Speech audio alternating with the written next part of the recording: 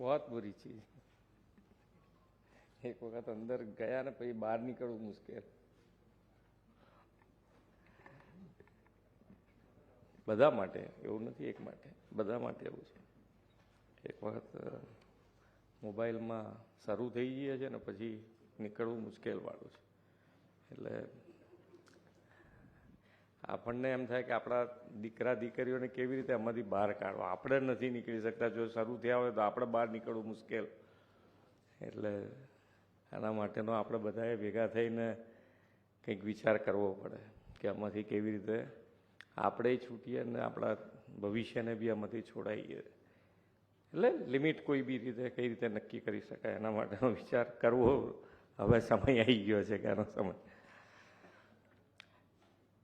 16મી C વસ્તી અંદાજની સંખ્યા પ્રસારિત કરવાના આજના કાર્યક્રમમાં આપણી સૌની સાથે મંચ ઉપર ઉપસ્થિત મારા સાથી મંત્રી શ્રી મુળુભાઈ બેરા, મંત્રી શ્રી મુકેશભાઈ પટેલ, રાજ્યના મુખ્ય સચિવ શ્રી પંકજ જોશીજી, અધિક મુખ્ય સચિવ શ્રી એમ કે દાસ, વન અને પર્યાવરણ વિભાગના અગ્ર સચિવ શ્રી સંજીવ કુમાર, અગ્ર મુખ્ય વન રક્ષક અને head of the forest force doctor AP Singh, Jaspal Singh, Shri R K Sugar તથા આમંત્રિત સર્વ મહાનુભાવો, પ્રેસ મીડિયાના મિત્રો, સૌને મારા નમસ્કાર. આપણે સૌ જાણીએ છીએ એમ ઓપરેશન સિંદૂરની જ્વલંત સફળતા માટે યશસ્વી વડાપ્રધાન શ્રી નરેન્દ્રભાઈ મોદી સાહેબ અને ભારતીય સેનાના દરેક જવાનોને ખૂબ ખૂબ અભિનંદન પાઠવું છું.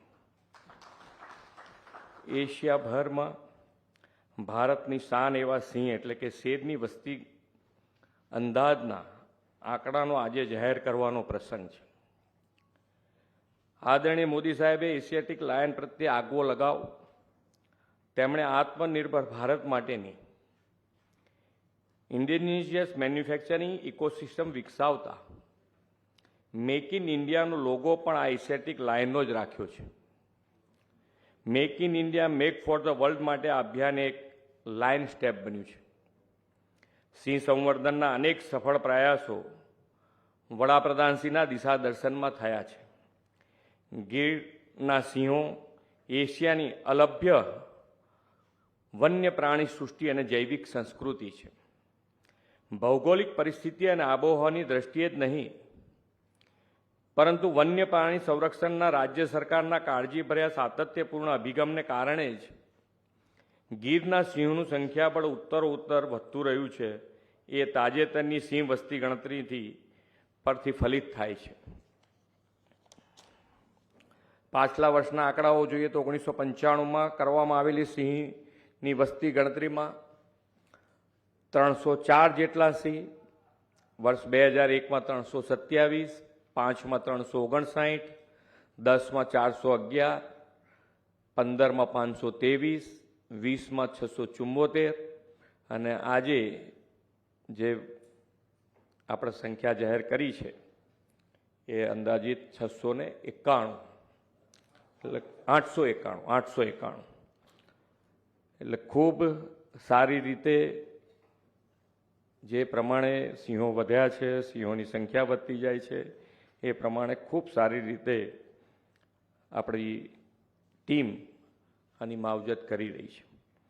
ગુજરાતમાં સિંહની વસ્તી ગણતરી તો દાયકાઓથી થતી આવી છે. ઇતિહાસમાં એવું પણ જાણવા મળે છે કે પહેલાં સિંહના પગલાંની છાપ પરથી તેમની ગણતરી થતી. ગુજરાતની અલગ રાજ્ય તરીકેની સ્થાપના પછી વન્ય વિભાગે પહેલીવાર 1963માં સિંહની વસ્તી ગણતરી હાથ ધરી હતી. એમાં સિંહના પગલાંની છાપ અને કલર માર્કિંગનો ઉપયોગ કરવામાં આવ્યો હતો. શ્રી નરેન્દ્રભાઈ મોદી તત્કાલીન મુખ્યમંત્રી તરીકેના કાર્યકાળમાં આ પરંપરાગત પદ્ધતિ બદલીને total count by direct sighting at block સિસ્ટમથી સિંહની ગણતરી શરૂ કરાવી હતી. 2005માં આ પદ્ધતિથી સિંહ ગણના થઈ હતી. 2010માં પહેલીવાર સૌથી વધુ આધુનિક ટેકનોલોજીનો વિનિયોગ, સ્થાનિક લોકોનો અનુભવ, જ્ઞાનનો સહયોગ અને માલધારીઓના અભૂતપૂર્વ ભાવનાત્મક સક્રિય ભાગીદારીથી સિંહોની ગણના કરવામાં આવી. શ્રી નરેન્દ્રભાઈ ટેકનોલોજીના મહત્તમ ઉપયોગથી જે પ્રેરણા આપી છે તે મુજબ પરિવર્તન આપણે સિંહના આવી વસ્તી ગણતરીમાં લાવ્યા છે. આ વખતે રાજ્યમાં 11 જિલ્લામાં 58 તાલુકામાં 35,000 ચોરસ કિલોમીટરના વિસ્તારમાં સિંહ વસ્તી અંદાજની કામગીરી કરવામાં આવી છે. ડેટા રેકોર્ડિંગ માટે ટાઈમિંગ, જીપીએસ લોકેશન, ચિહ્નો, ફોટા, મૂવમેન્ટની દિશા સહિતનું નિરીક્ષણ કરવામાં આવ્યું. જીઆઈએસ અને સ્ટેટિકલ સોફ્ટવેરની મદદથી ડેટાનું એકત્રીકરણ, સંકલન, નિષ્કરણ, આલેખન કરવામાં આવ્યું. વડાપ્રધાનશ્રીએ 74માં સ્વાતંત્ર્ય દિવસે લાલ કિલ્લાની પ્રાચીર પરથી સિંહના લાંબા ગાળાના સંરક્ષણ માટે કામ કરવાના સંકલ્પ અને પ્રતિબદ્ધતા સાથે પ્રોજેક્ટ લાયનની જાહેરાત કરી હતી. આ પ્રોજેક્ટમાં સિંહના હેબિટેટ અને વસ્તી પ્રબંધન, વન્ય પ્રાણી આરોગ્ય, માનવ અને પ્રાણી ઘર્ષણ, સ્થાનિક લોકોનો સહકાર, પ્રવાસન વિકાસ, વૈજ્ઞાનિક સંશોધન અને તાલીમ, ઇકો ડેવલપમેન્ટ તેમજ જૈવ વિવિધતાના સંરક્ષણ જેવી બાબતોને આવરી લેવામાં 47 વિઝન ફોર ધ અમૃતકાળ શીર્ષક સાથે પ્રોજેક્ટ લાયન દસ્તાવેજ જાહેર કરવામાં આવ્યો છે. વધતી જતી સિંહ વસ્તીના સુચારુ સંચાલનમાં અને સિંહોના રહેઠાણને સુરક્ષિત અને પુનઃસ્થાપિત કરવામાં, રોજગારી સર્જન અને સ્થાનિક સમુદાયની ભાગીદારીમાં વધારો કરવામાં પ્રોજેક્ટ લાયન 2047 મહત્વની ભૂમિકા ભજવશે તેનો પણ આ દસ્તાવેજમાં ઉલ્લેખ કરવામાં આવ્યો છે.